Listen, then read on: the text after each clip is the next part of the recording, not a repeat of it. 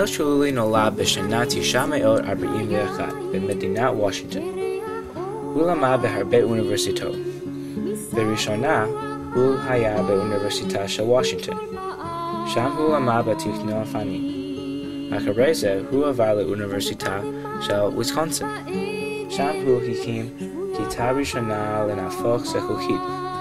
אחרי זה הוא הקים ברוד איילנד בית ספר לתכנון. שם הוא עבד קשה ועשה עבודות זכוכית מסובכות. עכשיו יש מטעים יצירות שלו באופסים יעילים בכל העולם. הוא מקבל הרבה פרסים, תואר דוקטור כבוד ומלגות. דייל שלולי הוא אומן מפורסם בגלל הסדרה של עבודות שלו, כמו סלים של זכוכית,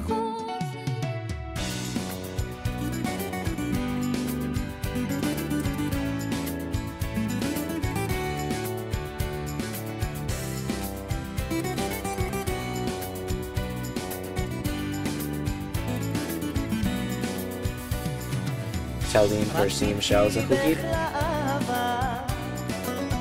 אני עלייך רק חושב, לך כתבתי את המנגינה בקצב פעימות הלב, ולא אוכל לחיות יותר מיום בצורה של ים של זכוכית. רק תתחי לי באהבה, שזרתי זר של שושנים, קבלי אותי לעוד שעה טובה, אולי נחיה יחדיו שנים, כי לא אוכל. האינסטלציה הכי מיוחדת שלו להיום זה שלולי באור של ירושלים. האינסטלציה במוזיאון מגדל דוד זה טירה עתיקה בתוך ירושלים. כשהוא נסע לישראל בשנת 960 ועבד בקיבוץ, הוא למד הרבה על עצמו והרבה על העולם. בגלל זה הוא רוצה לתת מתנה לישראל שנתנה לו הרבה בעבר. שלולי אמר זה כשהוא גמר שלולי באור של ירושלים.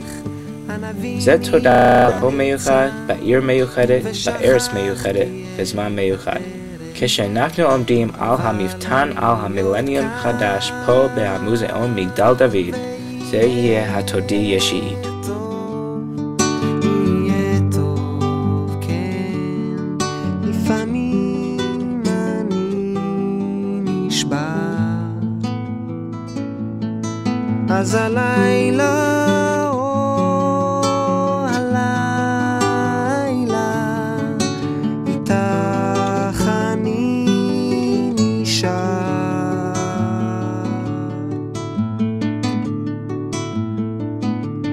ילדים לובשים כנפיים ועפים אל הצבא, ואחרי שנתיים הם חוזרים ללא תשובה.